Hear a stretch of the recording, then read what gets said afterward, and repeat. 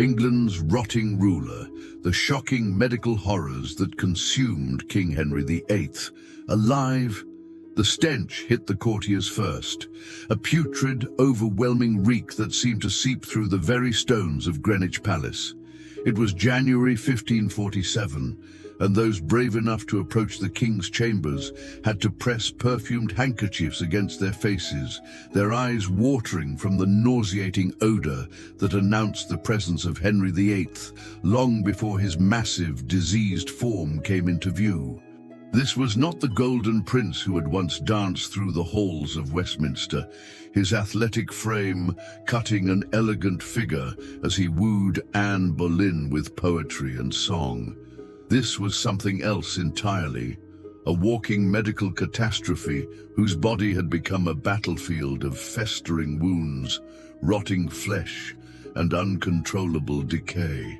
The man who claimed to rule by divine right had become a living testament to mortality's cruel inevitability, his flesh rebelling against his tyrannical will with a vengeance that even his absolute power could not command into submission. In those final, horrific months, Henry VIII had transformed into England's rotting ruler, a monarch whose physical deterioration was so grotesque, so medically fascinating in its horror, that even his own physicians recoiled in barely concealed revulsion. The ulcers on his legs had become gaping wounds that refused to heal, weeping pus and corruption that stained his silk stockings and left trails of decay wherever his servants carried his increasingly immobile form. His obesity had reached such monstrous proportions that specially reinforced chairs creaked ominously under his weight, and the very floorboards of his palaces groaned in protest. What follows is the untold medical horror story of a king's body in revolt, a tale of flesh consumed by disease, of wounds that became windows into a living hell, and of a ruler whose physical corruption would ultimately prove as absolute as his political tyranny. Chapter 1. The Flesh Rebellion. The transformation began with a single, seemingly insignificant wound. In 1536, during a jousting accident at Greenwich Palace, Henry's horse had fallen upon him, crushing his left leg beneath nearly a ton of armored flesh and bone. The impact had been so severe that witnesses reported hearing the sickening crack of bone, even above the thunderous crash of the collision. For 2 agonizing hours, the king lay unconscious, a terrifying eternity in an age when such trauma often meant death. When Henry finally stirred, gasping back to consciousness, those gathered around him had no idea they were witnessing the birth of a medical nightmare that would consume the king's body from within. The initial wound seemed to heal, the bone mended, and royal physicians congratulated themselves on their success. But beneath the surface, something had gone catastrophically wrong. Within months, the wound had reopened, revealing itself as the first herald of Henry's medical damnation. What had appeared to be a simple leg injury had become an ulcer, not just any ulcer, but a suppurating, weeping crater that would grow larger and more putrid with each passing year. The wound developed into what modern physicians would recognize as chronic osteomyelitis, a bone infection that would prove impossible to cure with medieval medical knowledge. By 1540, the ulcer had become a gaping hole in the king's leg, approximately the size of a man's fist. Royal physicians, working by candlelight in chambers thick with incense, meant to mask the overwhelming stench, would peer into this wound and see straight through to the bone.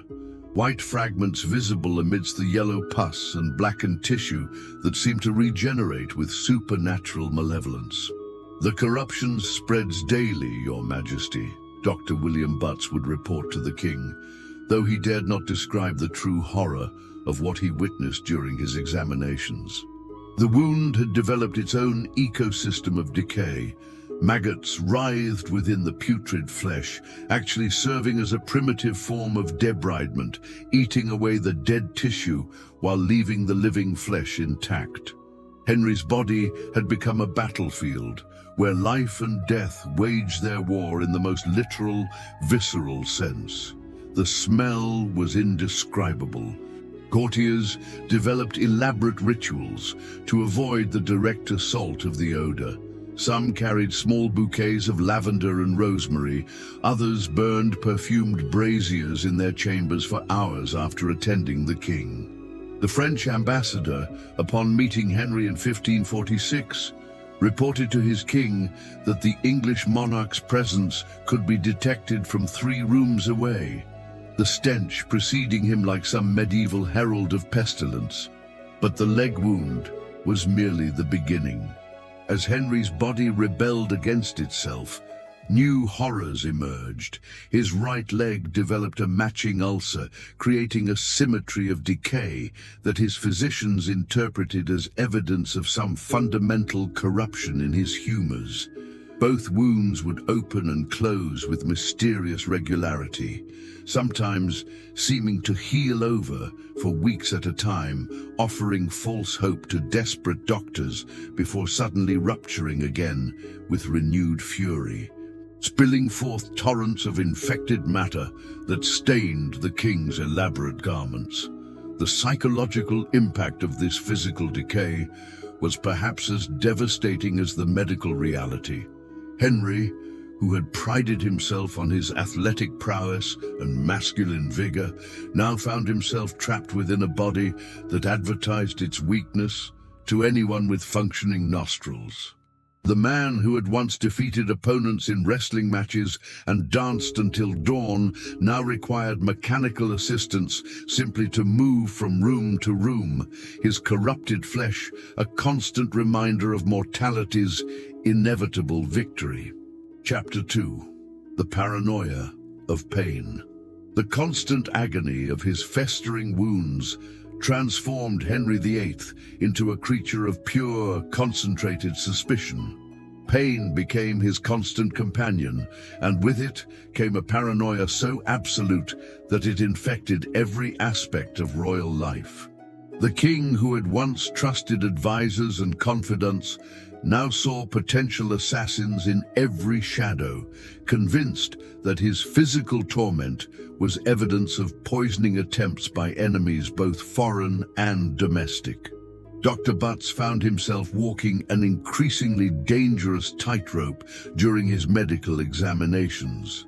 Any suggestion that the king's condition might be incurable was tantamount to treason, yet any false optimism about recovery was quickly exposed by the relentless progression of decay. "Perhaps if your majesty were to rest the afflicted limbs," Butts would suggest carefully, knowing that Henry's rage could turn deadly at any moment. "Rest?" Henry would roar from his chair, spittle flying as his face flushed crimson with fury. "You think me weak, Doctor? You think these wounds make me less than the king God appointed?" The paranoia had become so comprehensive that Henry interpreted every medical recommendation as an attack on his divine authority. His physicians learned to speak in riddles and euphemisms, dancing around the truth that their monarch was literally rotting alive. The king's sleeping arrangements became elaborate security productions. His bedchamber, once a place of royal comfort, transformed into a medical fortress where armed guards stood watch over a man who screamed in his sleep as phantom pains shot through his diseased limbs. Henry demanded that his bed be positioned so he could see every entrance to the room, convinced that enemies would exploit his moments of unconsciousness to deliver the killing blow his wounds had failed to provide. Food tasters became medical assistants in disguise, their duties expanding beyond poison detection to include monitoring for any substances that might worsen the king's condition. Every meal became a complex ritual of testing and retesting, as Henry's paranoia convinced him that his enemies had found ways to introduce infection through his diet. Salt was examined grain by grain, wine was tested by multiple servants, and even water required approval from 3 separate sources before touching the royal lips. The worst moments came during the wound cleanings, necessary medical procedures that had become exercises in royal terror. Henry would grip the arms of his chair until his knuckles turned white, his eyes darting around the room as physicians approached with their instruments. "Who else has touched these bandages?" he would demand. "Where were these herbs gathered? Which servants prepared this poultice?" Every aspect of his medical care became potential evidence of conspiracy. His courtiers learned to read the signs of his approach not by sight or sound, but by smell. The distinctive odor of infected flesh would announce the king's presence long before his mechanical chair could be heard creaking down the corridors. Nobles developed strategies for positioning themselves upwind during audiences, though none dared make their discomfort obvious. The Spanish ambassador reported that attending court had become like visiting the battlefield after a particularly brutal siege. The constant presence of decay and corruption making every interaction feel like a negotiation with death itself. The pain drove Henry to increasingly erratic decisions. Military campaigns were planned and abandoned based on the king's physical condition on any given day. Treaties were signed or rejected depending on whether his wounds were particularly troublesome. The entire machinery of English government began to operate around the rhythms of royal decay, with ministers learning to time important discussions for moments when the king's agony might be temporarily manageable. Sleep became elusive, and when it came, it brought no relief. Henry's dreams were filled with visions of rotting flesh and accusations of betrayal, his subconscious mind unable to escape the dual torments of physical decay and psychological suspicion. He would wake screaming, convinced that servants were attempting to worsen his wounds while he slept, demanding investigations into imaginary plots that existed only in his pain-addled mind. Chapter 3. Matrimonial Medical Horrors. The king's deteriorating physical condition transformed his marriages into medical nightmares that went far beyond the political calculations of dynasty and succession. For Henry's final wives, intimacy became an ordeal of nauseating proportions, where royal duty collided with the brutal reality of sharing a bed with a man whose body was actively decomposing. Catherine Howard, barely 20 when she married the king, was unprepared for the medical horror that awaited her in the royal bedchamber.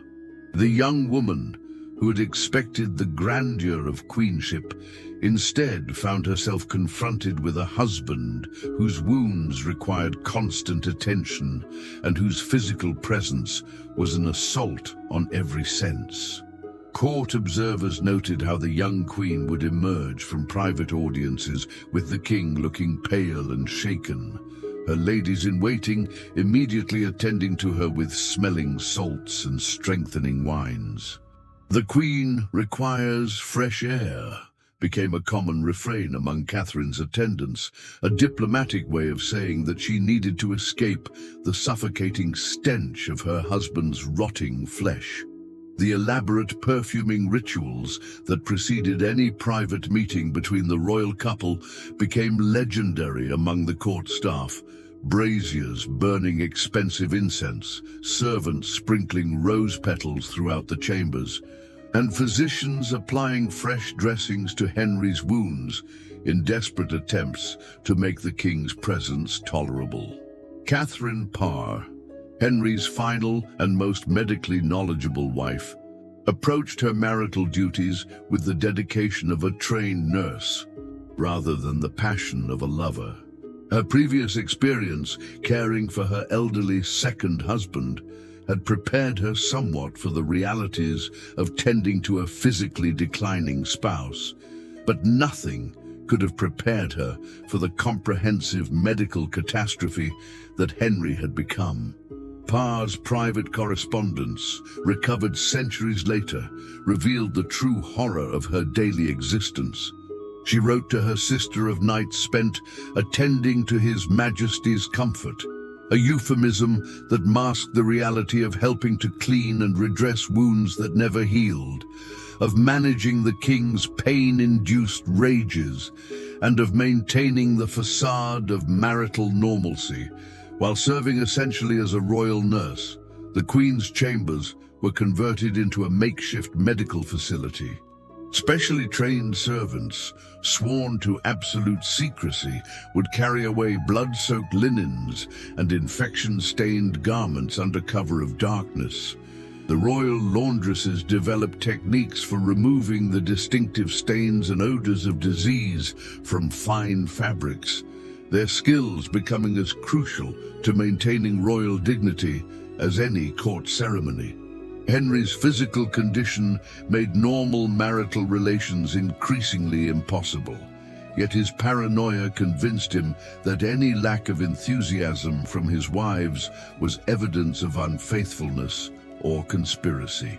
Catherine Parr learned to navigate these dangerous waters with remarkable skill, expressing concern for the king's health in ways that flattered his ego, while avoiding situations that might expose her revulsion at his physical condition. The king's physicians found themselves serving as unlikely marriage counselors, advising the queens on how to manage their husband's medical needs without triggering his legendary rage. Dr. Thomas Wendy, one of Henry's later physicians, developed elaborate protocols for the Queen's households, detailing everything from the timing of wound cleanings to the specific phrases that should be used when discussing the King's condition. The most heartbreaking aspect of these marriages was perhaps the Queen's complete inability to discuss their experiences with anyone. Royal protocol demanded absolute discretion about the King's private life, meaning that these women endured their medical nightmares in complete isolation. They could not seek advice, could not share their burdens, and certainly could not express their horror at the reality of being married to a walking corpse. Catherine Parr's survival strategy involved transforming herself into an amateur physician, studying medical texts and consulting with the royal doctors to better understand her husband's condition. She learned to read the signs of infection, to anticipate his pain cycles, and to manage the complex schedule of treatments that kept the king functional. In many ways, she became more familiar with Henry's medical condition than many of his official physicians, her intimate access to his body providing insights that formal examinations could not reveal. The psychological toll on these women was enormous. Court observers noted personality changes in each of Henry's later wives, particularly their increasing religious devotion and their tendency toward melancholy. Modern historians suggest that these women may have suffered from what we would now recognize as trauma-related stress disorders, their minds struggling to process the daily reality of intimate contact with such advanced physical decay. Chapter 4. The Rituals of Royal Decay. Mealtime at Henry VIII's court became an elaborate medical performance where the king's desperate attempts to maintain royal dignity collided with the practical realities of feeding a body consumed by disease.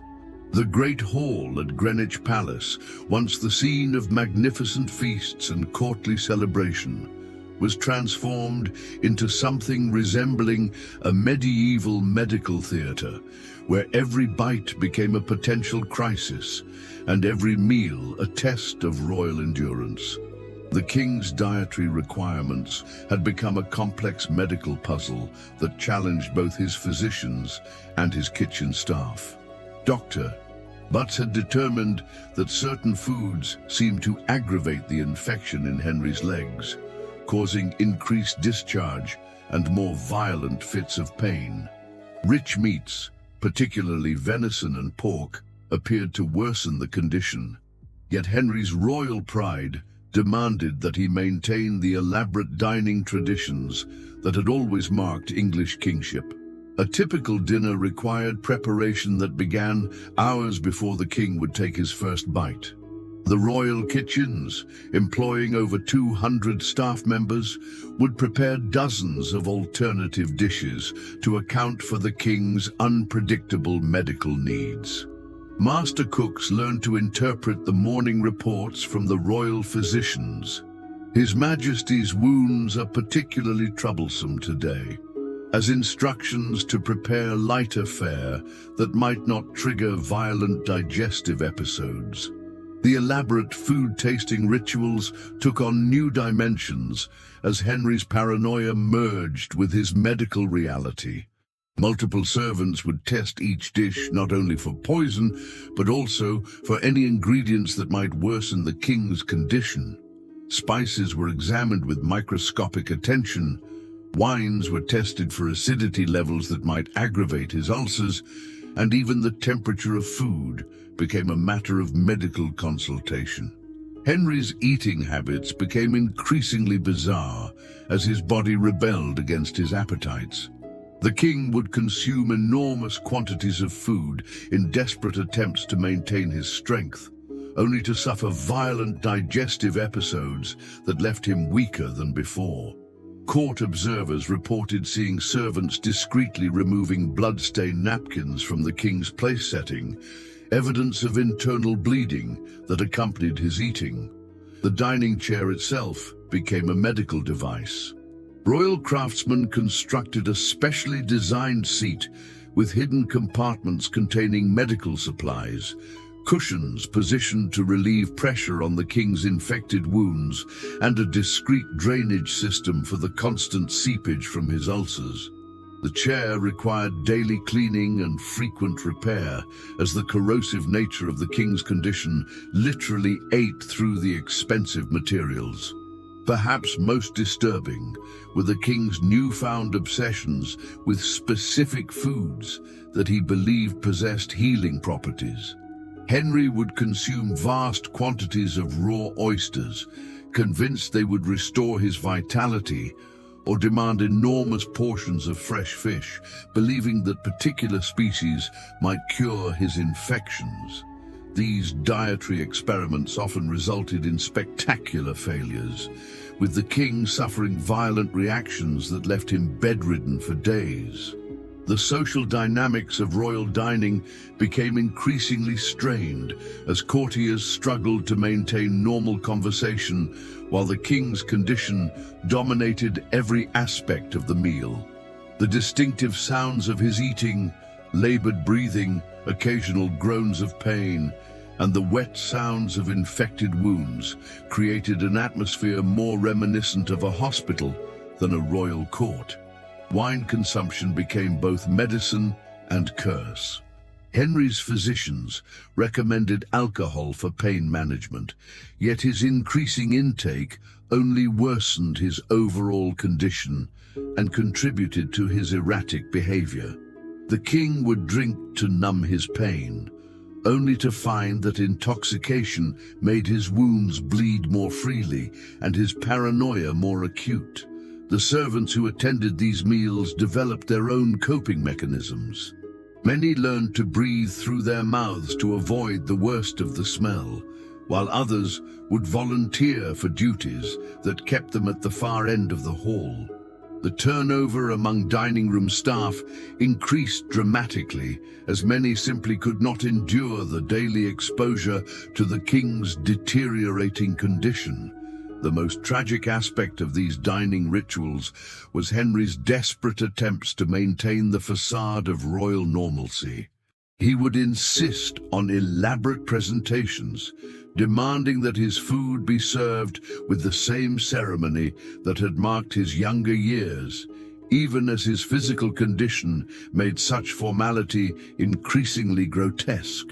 The contrast between royal pageantry and medical reality created scenes of almost surreal horror. Chapter 5. The Final Corruption. The winter of 1547 brought with it the final act of Henry VIII's medical horror story, a death so prolonged and grotesque that even hardened courtiers found themselves unable to witness the king's last days without suffering lasting trauma. The man who had terrorized England with his unpredictable rages and murderous paranoia was now trapped within a body that had become his own personal hell, every breath a struggle against the advancing tide of corruption that consumed him from within.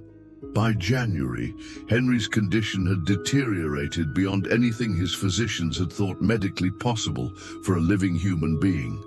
The ulcers on his legs had expanded into massive craters of infected tissue, some measuring over 6 inches in diameter and so deep that bone was clearly visible through the putrid mess of pus and blackened flesh. The wounds had developed a life of their own, pulsing with each heartbeat as blood vessels struggled to supply oxygen to tissue that was essentially already dead. Dr. Thomas Wendy, in his private notes discovered centuries later, described the king's condition in clinical terms that barely masked his horror. His Majesty's afflictions have progressed beyond the scope of earthly medicine.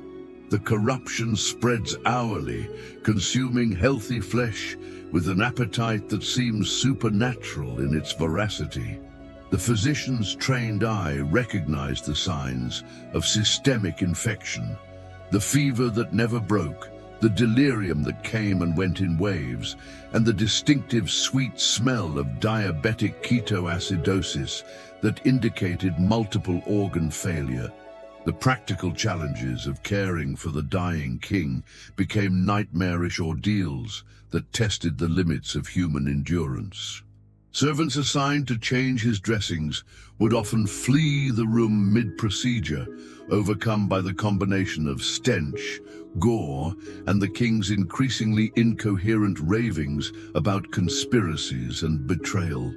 The royal bedchamber required constant ventilation, with windows thrown open even in the depths of winter to provide relief from the overwhelming miasma of decay. Henry's weight had become so extreme that moving him required mechanical assistance, pulleys and levers that groaned under the strain of shifting nearly 400 pounds of diseased flesh. The specially constructed bed frame, reinforced with iron supports, creaked ominously with every movement. Most disturbing of all, pieces of infected tissue would occasionally break away from the worst wounds, leaving chunks of the king's body scattered on the bedsheets like some macabre puzzle. The psychological toll on those attending Henry's final days was immense. Catherine Parr, his final wife, maintained her vigil with remarkable courage, but court observers noted that she had aged visibly during these weeks, her hair turning grey and her hands developing a persistent tremor from the stress of maintaining royal dignity in the face of such comprehensive physical horror. The king's final lucid moments were filled with rage at his body's betrayal. "I am England," he would scream, his voice hoarse with pain and fury. "How dare this flesh rebel against its rightful master?" His physicians watched in fascination and horror as Henry literally argued with his own mortality, commanding his wounds to heal through sheer force of royal will. The death itself, when it finally came on January 28, 1547, was almost anticlimactic after weeks of medical horror. Henry's final breath was accompanied by a massive hemorrhage from his leg wounds, the infected arteries finally surrendering to the corruption that had consumed them. The immediate aftermath was chaos. Servants fled the room. Physicians stood paralyzed by the magnitude of what they had witnessed. And only Catherine Parr remained, praying beside the corpse of the man who had been both king and medical catastrophe. But even death could not end Henry's capacity for causing horror. Within hours, the king's massive body began to swell with gases from internal decomposition, the bloating so rapid and extreme that his specially made burial clothes had to be replaced multiple times.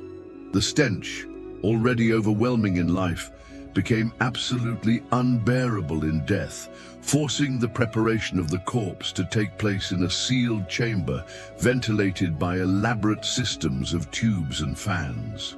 The final indignity came during the funeral procession to Windsor Castle.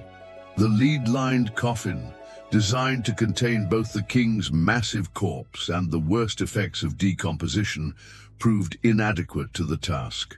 Somewhere on the road between London and Windsor, the pressure of accumulated gases caused the coffin to rupture, spilling the putrid remains of England's most infamous monarch onto the floor of the funeral carriage. Servants were required to clean up the royal remains with buckets and rags, while the procession halted in horror. Conclusion: the ultimate price of absolute power. In death, Henry VIII achieved a terrible symmetry. His body's rebellion against his tyrannical will became the perfect metaphor for the broader rebellion his reign had sparked throughout English society. The man who had claimed divine authority over the lives and deaths of his subjects discovered that mortality recognizes no earthly crown, and that flesh, however royal, must ultimately submit to the universal democracy of decay. The medical horrors that consumed Henry VIII alive serve as more than historical curiosity. They represent the ultimate failure of absolute power to transcend human limitation. All the authority in England could not heal a simple wound. All the royal physicians could not arrest the advance of infection, and all the king's rage could not command his own body to obey his increasingly desperate will.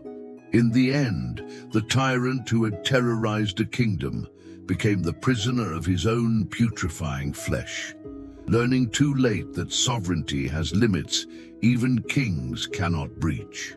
The legacy of England's rotting ruler extends beyond the political and religious upheavals of his reign to encompass a profound medical tragedy that reminds us that power, however absolute, remains forever vulnerable to the inexorable advance of human mortality.